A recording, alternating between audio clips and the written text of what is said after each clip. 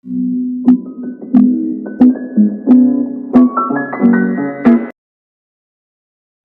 terima kasih. Perkenalkan, saya dari mahasiswa dari Universitas Pembangunan Indonesia dengan nama lengkap Windy Sendo, NIM 19142010166. Saya dari kelas A1 Keperawatan semester 5 akan memenuhi tugas dari dosen pengampu Nurse Yani Lonto, Eskep MKes, tentang pengertian kegawat daruratan kelautan, cara menolong orang tenggelam, dan teknik chin life, head life, dan jaw thrust. Pengertian kegawat daruratan dari para ahli.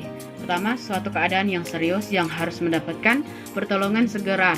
Kegawat daruratan dalam kebidanan adalah kegawat atau kegawat daruratan yang terjadi pada wanita hamil, melahirkan, atau nifas. Pengertian dari para ahli Maryunani A 2016-28. Gawat daruratan adalah keadaan yang mengancam nyawa, harus dilakukan tindakan untuk mengetahui atau menghindari kecacatan bahkan kematian korban. Pengertian dari Huta Barat dan Putra tahun 2016. Terakhir, gawat daruratan adalah keadaan klinis yang membutuhkan tindakan medis segera untuk menyelamatkan nyawa dan pencegahan medis segera untuk menyelamatkan nyawa dan pencegahan kecacatan.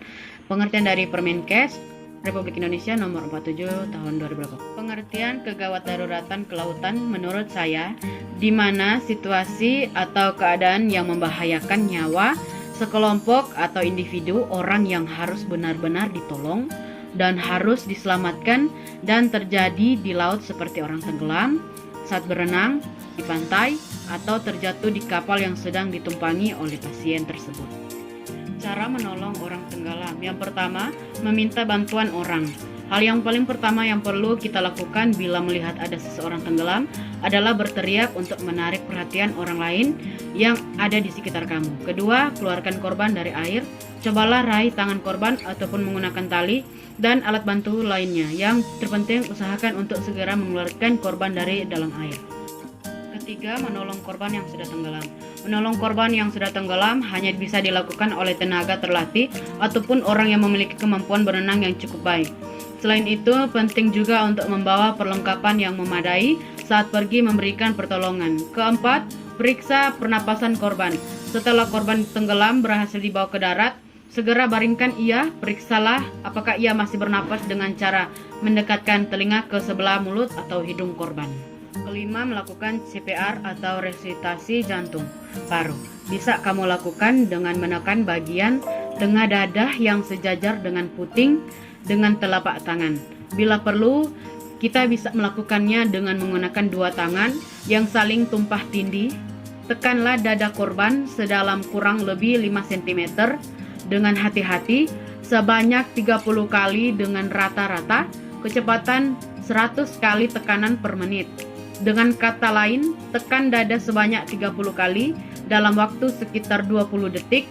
Pastikan dada kembali ke posisi semula sebelum ditekan kembali, kemudian periksa apakah korban sudah bernapas. Baik, pada video kali ini saya akan mencontohkan cara melakukan pemeriksaan jalan nafas, head light, chin light, dan jaw thrust.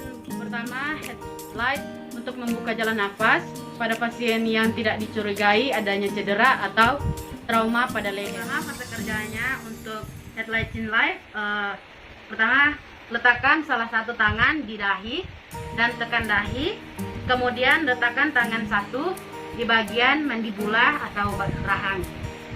Seperti ini, lakukan, angkat sedikit mandibula ke atas, ke arah interior hingga hiperekstensi. Jadi seperti ini. Berikutnya saya akan mencontohkan tindakan jaw thrust manuver. Tujuan jaw thrust untuk membuka jalan nafas pada pasien jika pasien dicurigai adanya trauma atau cedera pada leher. Fase kerja jaw thrust. Yang pertama, penolong berada di atas pasien. Selanjutnya, penolong menggenggam anggolis mandibula seperti begini dengan keempat jari di kedua sisi kanan kiri. Letakkan kedua jari di atas mandibula seperti ini dan mengangkat mandibula ke arah atas. Ingat, jangan lakukan hiperekstensi pada leher.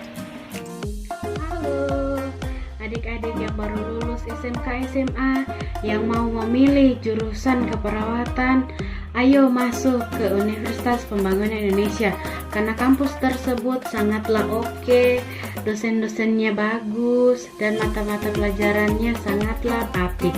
Dan untuk yang mau masuk jurusan keperawatan akan dinas-dinas di rumah sakit atau puskesmas lainnya, dan bisa saling men-sharing tentang kesehatan kepada masyarakat.